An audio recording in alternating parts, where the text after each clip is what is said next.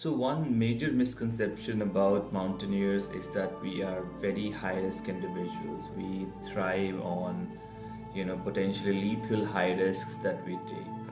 So let me tell you this. This is the farthest thing from reality. We are very risk averse people. These kind of notions that we're very high risk takers are normally propagated by two kind of people. Type 1 are the people who know very little about the field of mountaineering and what goes on behind the scenes. And type 2 are the people from the field of mountaineering who are in the field of mountaineering for fame and are in it for the short run. And they enjoy the fame and the attention that they get when people look up to them as high risk takers and potentially lethal sort of people. Well, not much can be done about type 2 kind of people. I would really like to speak to type 1 people and tell them that this is not true. We're not high risk individuals. I'll tell you why I'm refuting this notion that mountaineers are high risk individuals. Imagine driving your car at very high speeds on the highway. We've all done it one point of time or the other, right? Now imagine a year or 2-year-old kid. Imagine him being given the controls to drive your car or drive you to office on the highway at high speeds. Sounds a little dangerous, doesn't it? But it doesn't sound dangerous when you do it.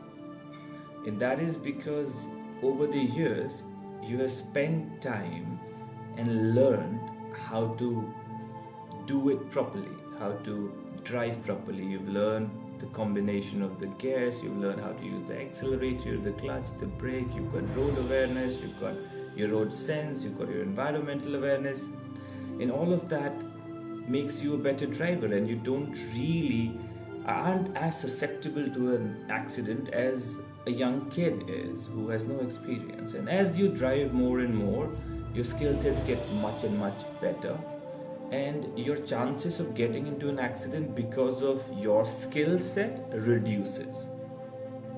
That doesn't mean that you won't get into an accident. You do realize that there are other factors than your skill set which result in an accident. Some freak accidents always happen, and you know that you can potentially get yourself hurt if you get into accident. And accidents can happen, but do you stop driving to office because of that? No, you do not.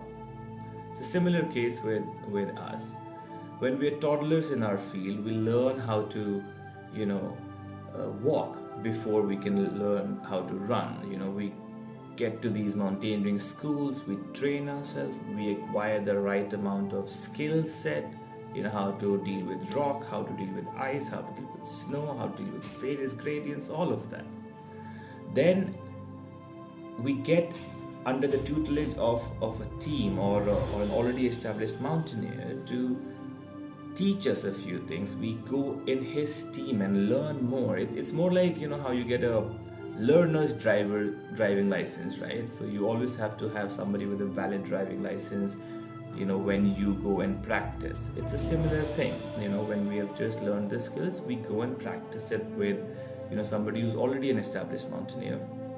And after a few years of practice and training, we are able to take our own expeditions or make our own expeditions. Similarly, like after a few at least a few days or at least a month or so of you training with your driver's license, you actually get a license, and through that license you can now take your car on the highway, which is potentially dangerous.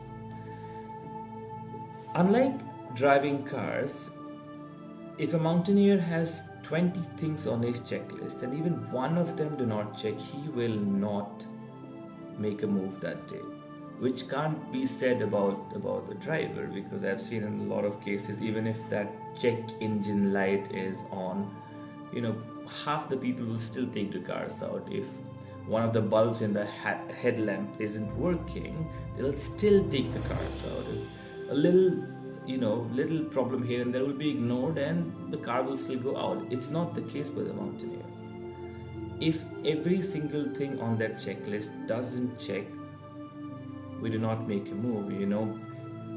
We are not high risk takers who are going in blind into an expedition with no understanding of anything. We've got all the understanding, we've got the skill set, we've got the data set, we've got our route chalking, we've got our experience, we've got our weather updates. We have everything that we require with us before we go on an expedition. And even if one of those things, including our gut feeling, if one of those things in the checklist doesn't check, we will not make a move that day.